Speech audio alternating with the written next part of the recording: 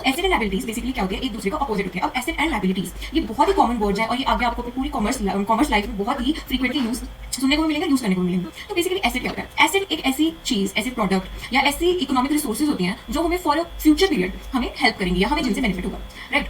और second one is liabilities. Liabilities क्या होगा? बिल्कुल ऑपोजिट। लायबिलिटी हो गया कि एंटरप्राइज के ऊपर किसी न किसी चीज की कर्जदारी है कि हमने किसी को पे करना है, तो वो हमारी लायबिलिटी है, हमारी जिम्मेवारी है पे करना। तो एसेट में क्या होता है? एसेट में जो इकोनॉमिक रिसोर्सेज होती है वो इनफ्लो होता है उनका, हमारे इसमें इनफ्लो होता है, बेनिफिट का भी इनफ्लो होता है। लायबिलिटीज में क्या होता है? लायबिलिटीज में जो इकोनॉमिक रिसोर्सेज है उसका आउटफ्लो होगा, राइट। तो लेट्स सी क्या है। एसेट्स आर द इकोनॉमिक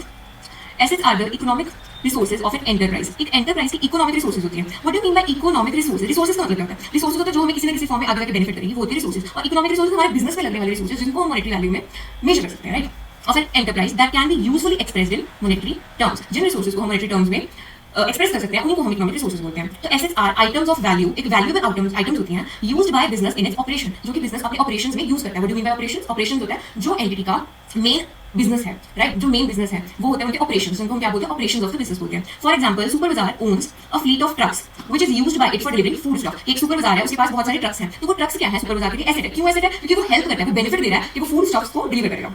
तो इसलिए the trucks thus provide economic benefit to the enterprise. इसलिए जो ट्रक है वो क्या करता है? इकोनॉमिक बेनिफिट प्रोवाइड करता है, ठीक है। और इसके एग्जांपल्स क्या हो सकते हैं? और इसके एग्जांपल हो सकता है जी हमारा स्टॉक, हमारी इन्वेंट्री, जो जो चीजें हमें आगे जाके बेनिफिट देगी वो हमारे लिए क्या होगा? स्टॉक। सपोज करो कि आपने एक मशीनरी खरीदी है, राइट, एक मशीनरी खरीदी है। क्या मशीनरी आपके लिए एसेट होगा? हाँ होगा। क्यों होगा? क्योंकि उसी मशीनरी से आप आगे के अपने प्रोडक्ट्स बनाओगे, एज सिंपल। तो जो हमें लॉन्ग टर्म में या शॉर्ट टर्म में बेनिफिट देगा वो हमारे लिए एसेट होगा, ठीक है। नो मैटर कि वो लॉन्ग टर्म के लिए क्या वो शॉर्ट टर्म के लिए, अगर वो हमें बेनिफिट दे रहा है, एक इकोनॉमिक रिसोर्स में बेनिफिट दे रहा है, तो वो हमारे लिए एसेट होगा। अब इसका उल्टा क्या है? हमारी लायबिलिटीज है। तो लायबिलिटीज आर ऑब्लिगेशन। ऑब्लिगेशंस क्या होता है? जो पास्ट इवेंट की वजह से, किसी भी पास्ट ट्रांजैक्शन की वजह से हमारे ऊपर क्या है? कर्जदारी है कि हम इकोनॉमिक रिसोर्सेज को देंगे, ठीक है। Application of debt, see debt मतलब कर्जदारी, that enterprise has to pay, कि अब एंटरप्राइज ने क्या करना है? पे करना है at some time in future के किसी भी टाइम, चाहे वो शॉर्ट टर्म है चाहे वो long term.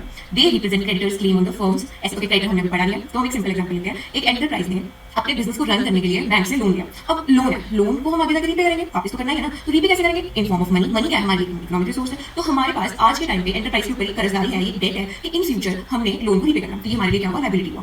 Both small and big businesses find it necessary to borrow money at one time at another to purchase goods on credit, या फिर हम कहीं पर उधारी पे भी ले लेते हैं। तो अगर उधारी पे ले लेते हैं तो भी वो हमारी ऑब्लिगेशन है, क्योंकि इन फ्यूचर हमको पे तो करना ही पड़ेगा, राइट। तो ये हमारी क्या होगी? लायबिलिटी होगी। तो समझ आ गया एसेट्स क्या होते हैं? इकोनॉमिक रिसोर्सेज जिनसे हमें बेनिफिट मिलेगा, और लायबिलिटीज क्या होती है? वो ऑब्लिगेशन या डेट्स जो फ्यूचर में किस एक एंटरप्राइज ने फ्यूचर में उसको पे करना है।